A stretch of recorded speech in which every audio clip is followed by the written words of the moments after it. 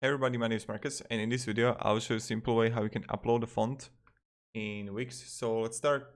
The first thing you want to do is just simply be in Wix, and when you're gonna be here, you just want to click on like text that you got here and edit text, and then just click here fonts and upload fonts. Lobster, that's like from Jordan Peterson. Let's add your font. So you want to like, I don't know, the font. Let's go here, accept Abela, download. We see the Abela zip here, so I'll just show in folder. I'm going to open it like this and I will show you. So we got it here in desktop. So what I will do now, I will just click here upload fonts, desktop, Abela, upload,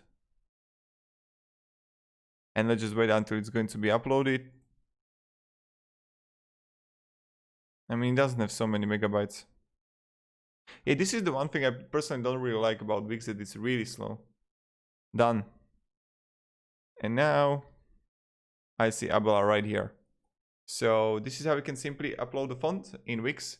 Thank you very much everybody for watching. If you have any questions, guys, ask me down in the comments, and have a great day and goodbye. See ya.